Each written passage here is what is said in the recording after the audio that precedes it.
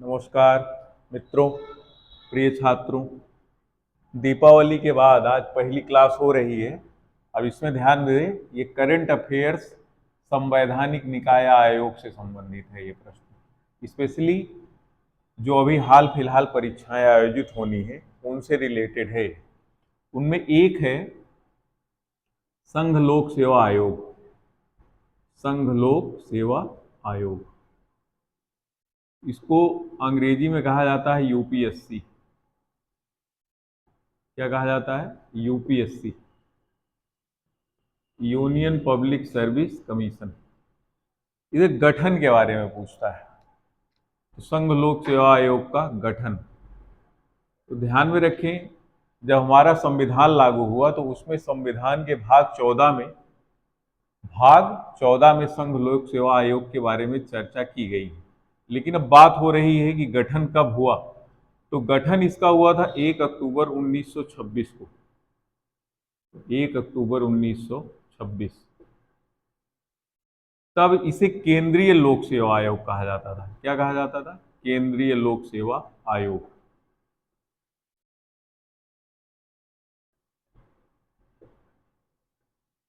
और ये भारत सरकार अधिनियम 1919 के तहत गठित हुआ था। केंद्रीय लोक सेवा आयोग कब? भारत सरकार अधिनियम 1919 के तहत ये गठित हुआ था। तब इसे केंद्रीय लोक सेवा आयोग कहा जाता था। जब देश आजाद हो गया तो 26 जनवरी 1950 को, जब भारत पूर्ण रूप से लोकतांत्रिक गणराज्य बना, तब इसी केंद्रीय लोक सेवा आयोग का नाम बदल कर दिया गया संघ लोक सेवा आयोग। वर्तमान में भाग 14 में दिया गया है। संविधान के किस भाग में है? भाग 14 में। और अगर हम अनुच्छेद देखें, अनुच्छेद, तो अनुच्छेद देखा जाए तो ये 314 से लेके अनुच्छेद 323 तक दिया गया है।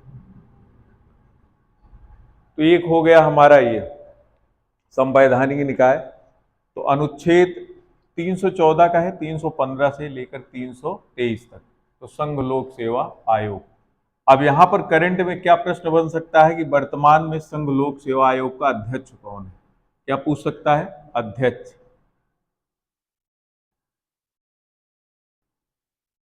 अध्यक्ष, तो अध्यक्ष अभी बनी है प्रीति सूदन। इन्होंने मनोज सोनी का स्थान लिया है।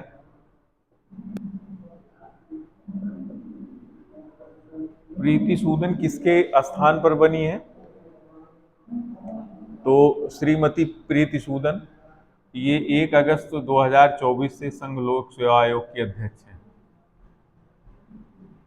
तो इन्होंने डॉक्टर मनोज सोनी का स्थान लिया है। तो वर्तमान में संघ लोक सेवा आयोग की अध्यक्ष यही है, प्रीति सूदन। अब हम दूसरे आयोग पर चर्चा करते हैं, और वो है निर्वाचन आयोग। कौन सा है? निर्वाचन आयोग। दूसरा संवैधानिक संगठन, केंद्रीय निर्वाचन आयोग।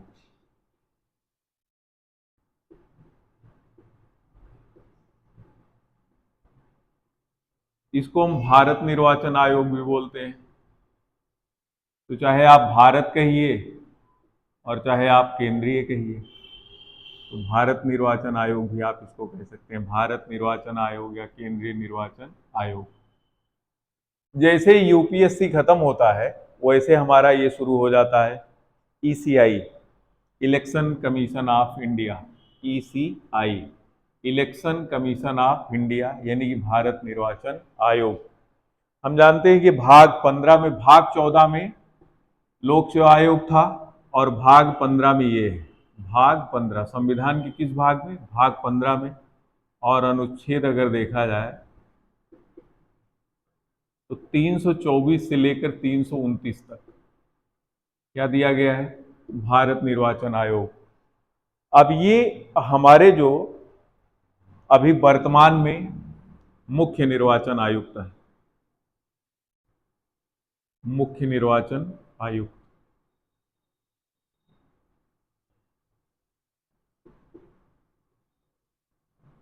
ये राजीव कुमार है। कौन है? राजीव कुमार। वर्तमान में भारत के मुख्य निर्वाचन आयुक्त कौन है? राजीव कुमार। कभी कभी क्रम पूछा जाता है कि ये 25वें हैं, 26वें हैं, 28वें हैं। ये 25वें हैं, ये बहुत दिनों से हैं, ये 2022 से ही बने हुए हैं 25वें। और इसी के अतिरिक्त इसमें जो भारत निर्वाचन आयोग है, इसमें दो अन्य निर्वाचन आयुक्त भी होते हैं। एक मुख्य होता है, इसको chief election commissioner of India बोलते हैं, और दो अन्य निर्वाचन आयुक्त होते हैं, अन्य निर्वाचन आयुक्त। अब यदि किसी को कुछ पता हो तो बताए, अन्य निर्वाचन आयुक्त कितने हैं? तो दो हैं। एक है ज्ञानेश कुमार। कौन है? ज्ञानेश कुमार।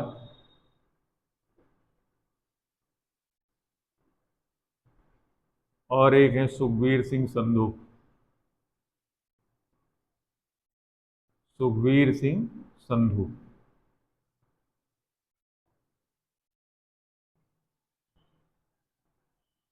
तो ये है केंद्रीय निर्वाचन आयोग, ECI, election commission of India. और सी, चीफ इलेक्शन कमिश्नर, तो सीईसी, सीईसी।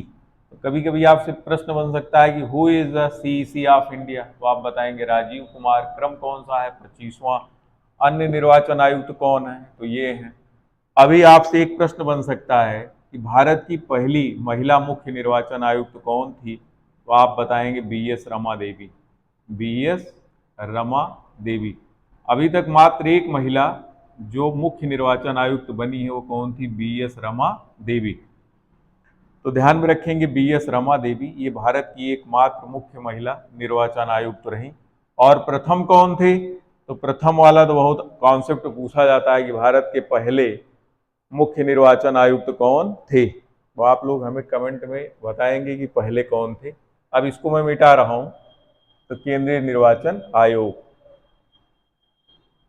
इसके बाद एक अगली संस्था देख लेते हैं, और वो भी बहुत ही महत्वपूर्ण है, प्रश्न कई बार बना है। राष्ट्रीय अनुसूचित जाति आयोग। राष्ट्रीय अनुसूचित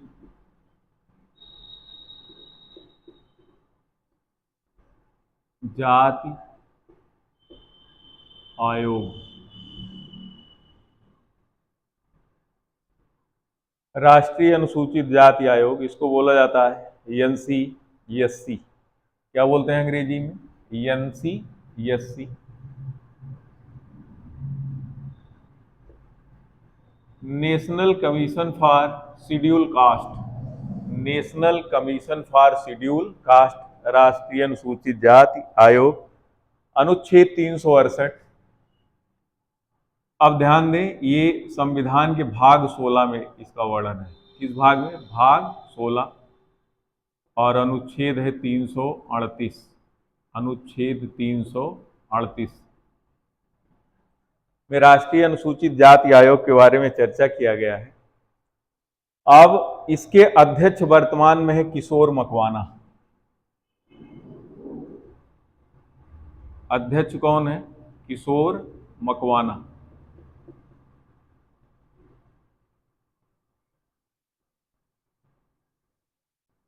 ये बड़ा ही महत्वपूर्ण टॉपिक है, राष्ट्रीय अनुसूचित जाति आयोग। पहले ये राष्ट्रीय अनुसूचित जाति और जनजाति आयोग नाम से एक ही आयोग हुआ करता था।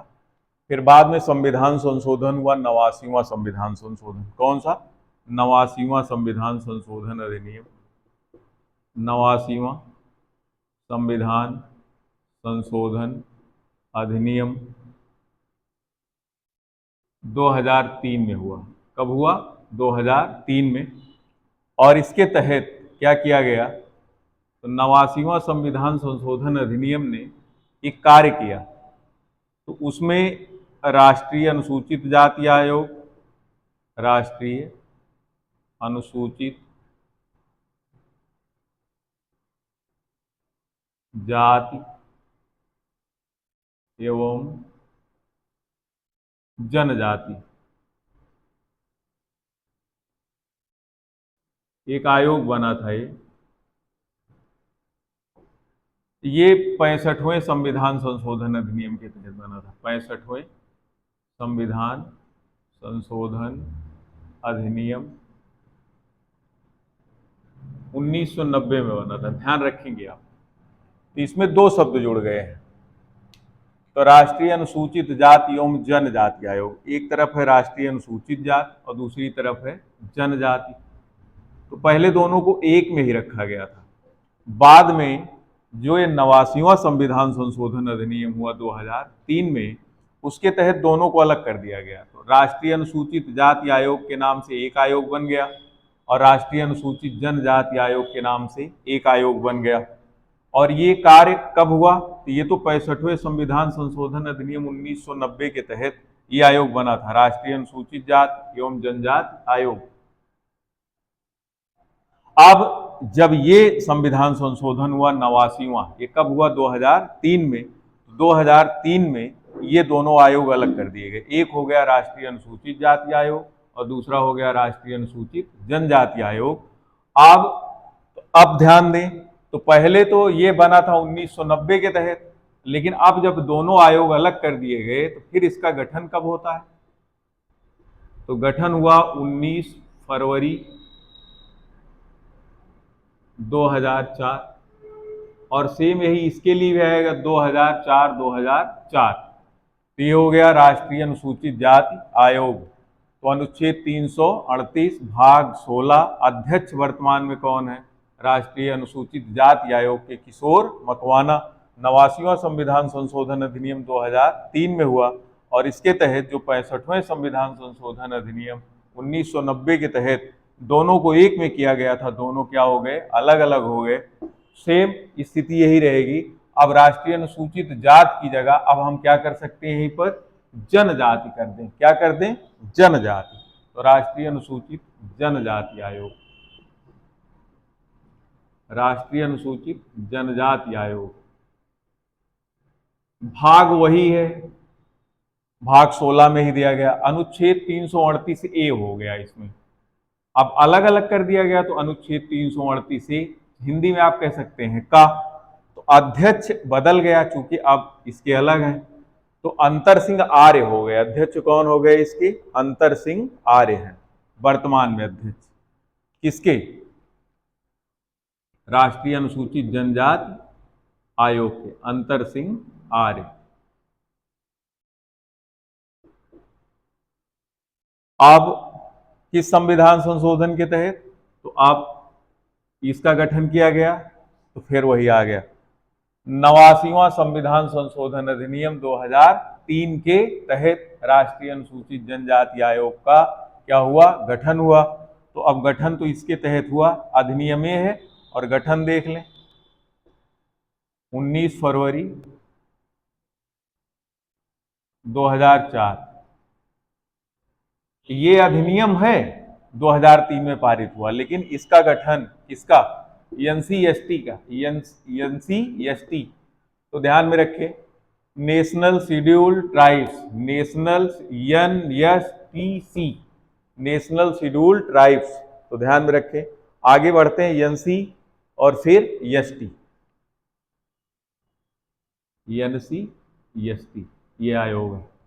एक और देख लेते हैं, गठन बहुत पूछ रहा है, आरपीएफ वाले बच्चे ध्यान में रखेंगे, इनके अध्यक्ष भी पूछ रहे हैं, ये भी पूछ रहे हैं। और अगला है राष्ट्रीय पिछड़ा वर्ग आयोग, राष्ट्रीय पिछड़ा वर्ग आयोग।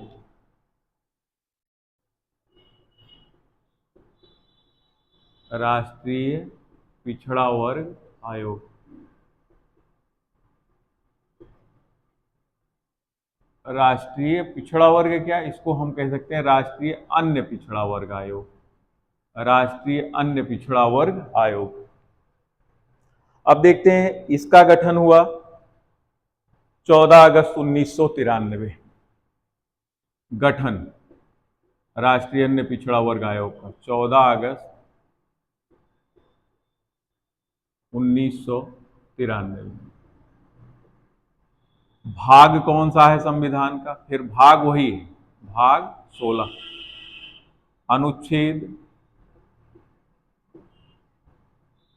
338 बी। अभी तक जो ये पिछड़ा वर्ग आयोग बना था ये वैधानिक था, संवैधानिक नहीं था। फिर बाद में संविधान संशोधन अधिनियम हुआ, संविधान संशोधन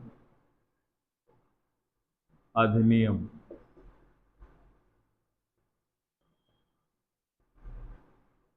2018।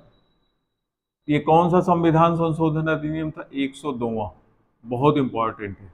102वां संविधान संशोधन अधिनियम 2018 के तहत अब यही जो राष्ट्रीय अन्य पिछड़ा वर्ग आयोग था, other backward class, national commission for other backward class, national commission NCOBC, NCOBC, तो national commission for other backward class, NCOBC. आप ये ध्यान में रखें, इसका गठन कब हो रहा है?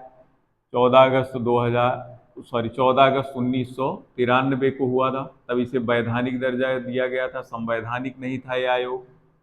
भाग 16 में है इसकी चर्चा, अनुच्छेद 338 बी। तो अनुच्छेद 338 में परंतु बी जोड़ करके इसको संवैधानिक दर्जा दे दिया गया। अब राष्ट्रीय पिछड़ा वर्ग आयोग कैसा है? ये संवैधानिक आयोग बन गया है।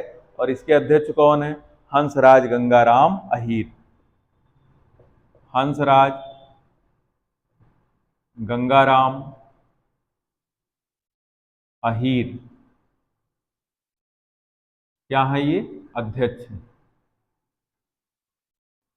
ये 3 कमीशन हो गए, राष्ट्रीय अनुसूचित जाति आयोग, राष्ट्रीय अनुसूचित जनजाति आयोग और राष्ट्रीय अन्य पिछड़ा वर्ग आयोग।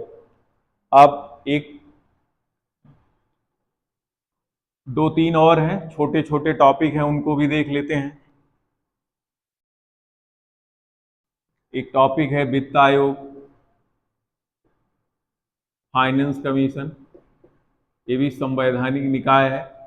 वित्त आयोग, फाइनेंस कमीशन, अनुच्छेद 280 के तहत इसका गठन होता है। अनुच्छेद 280 संविधान का भाग 12 है। कभी कभी प्रश्न बनता है कि जीएसटी काउंसिल परिषद की स्थापना जो हुई तो संविधान के अनुच्छेद 279 में एक अध्याय जोड़ा गया का, यानी कि और 4 प्रकार की जीएसटी की दरें हैं, ध्यान में रखना है आप लोगों को। और ये जो वित्त आयोग है, तो वित्त आयोग के जो अध्यक्ष हैं वर्तमान में, वो कौन बनाए गए हैं? अरविंद पनगड़िया। अरविंद पनगड़िया का नाम आप लोगों ने सुना होगा। हमारा एक निकाय है नीति आयोग, कौन सा है? नीति आयोग। और नीति आयोग के पहले ये उपाध्यक्ष थे, क्योंकि उसका पदेन अध्यक्ष भारत का प्रधानमंत्री होता है। कौन होता है? प्रधानमंत्री। और ये 16वें हैं वित्त आयोग के। कौन से अध्यक्ष हैं? 16वें, और 16वें अध्यक्ष। और 1 दिसंबर से हैं, 1 दिसंबर 2023 से ये वित्त आयोग के क्या बने हैं? अध्यक्ष बने हैं। तो आप लोगों को ये बताना है कि वित्त आयोग का पहला अध्यक्ष कौन था? केसी नियोगी नाम आप लोग सुने होंगे। वित्त आयोग के पहले अध्यक्ष कौन थे? केसी नियोगी। और वर्तमान में कौन है? अरविंद पनगड़िया। ये नीति आयोग के पहले क्या थे? उपाध्यक्ष थे। और नीति आयोग का पदेन अध्यक्ष कौन होता है? भारत का प्रधानमंत्री। योजना आयोग के स्थान पर 1 जनवरी 2015 को नीति आयोग का गठन हुआ था, राष्ट्रीय भारत परिवर्तन संस्थान जो है। इसके बाद एक छोटा सा और संस्था देख लेते हैं, और वो है भारत का महान्यायवादी। भारत का महान्यायवादी,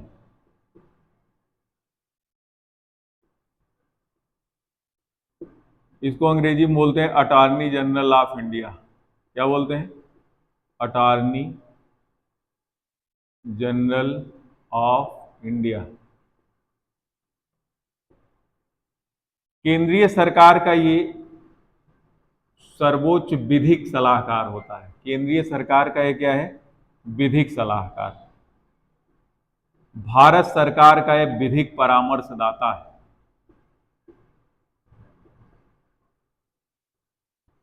ये संसद के सदन में भाग ले सकता है, सदन में भाग लेता है, सदन की कार्यवाही में भाग ले सकता है, लेकिन मतदान नहीं करता है। मतदान नहीं कर सकता है क्योंकि ये संसद का सदस्य नहीं है। सदन की कार्यवाही में भाग ले सकता है लेकिन मतदान नहीं कर सकता है। और भारत के किसी भी न्यायालय में भारत सरकार का ये पक्ष रख सकता है कि attorney general of India Bharat सरकार का सर्वोच्च विधिक सलाहकार होता है। और इस समय हम जानते हैं कि ये अनुच्छेद 76 के तहत इसकी चर्चा है, अनुच्छेद 76। और ये संविधान का भाग 5 चल रहा है। कौन सा चल रहा है? भाग 5। तो भाग 5 में संघीय शासन प्रणाली के बारे में चर्चा की गई है, संघीय सरकार। तो भाग 5 इस समय जो भारत के महान्यायवादी हैं वो आर वेंकट रमणी हैं। कौन है? आर वेंकट रमणी। ये भारत के 16वें हैं। कौन से क्रम के हैं? भारत के 16वें महान्यायवादी हैं आर वेंकट रमणी, है ना। तो इनको AGI भी बोला जाता है, AGI, attorney general of India. Attorney general of India वर्तमान में कौन है? आर वेंकट रमणी हैं। ये सरकार के क्या हैं? विधिक परामर्शदाता या विधिक सलाहकार हैं। भारत में जितने उच्च न्यायालय हैं, 25 उच्च न्यायालय हैं। प्रश्न बना है RPF में कि दिल्ली उच्च न्यायालय की स्थापना कब हुई थी? 1966। आप लोग बताएंगे। इसी प्रकार से जो नवीनतम उच्च न्यायालय बने हैं वो कौन कौन से गठित हुए थे? तो एक त्रिपुरा में बना था, एक मेघालय में गठित हुआ था, मणिपुर में गठित हुआ था। तो ऐसे करके वर्तमान में 25 हो गए। लास्ट है भारत नियंत्रक महालेखा परीक्षक। अगला पदाधिकारी कौन है? संवैधानिक नियंत्रक महालेखा परीक्षक।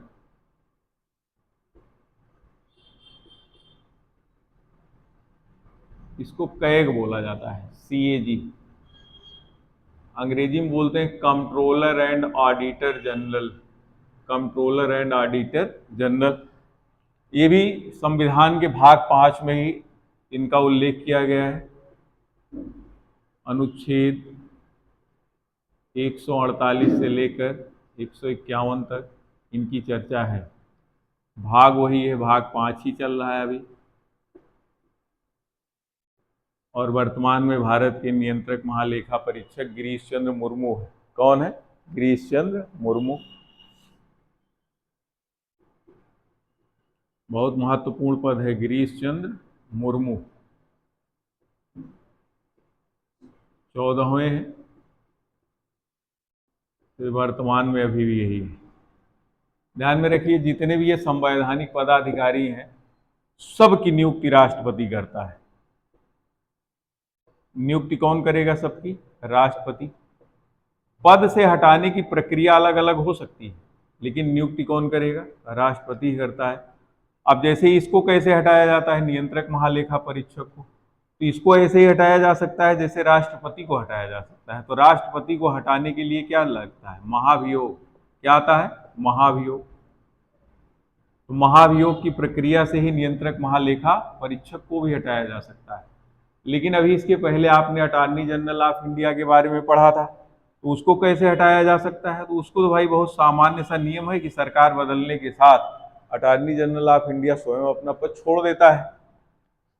तो आज के यही 4-5 बिंदु थे आज की क्लास के, जिसमें आपने पढ़ा संघ लोक सेवा आयोग, निर्वाचन आयोग, वित्त आयोग और तीनों जो अनुसूचित जाति आयोग, अनुसूचित जनजाति आयोग, राष्ट्रीय पिछड़ा वर्ग आयोग, नियंत्रक महालेखा परीक्षक और भारत का महान्यायवादी।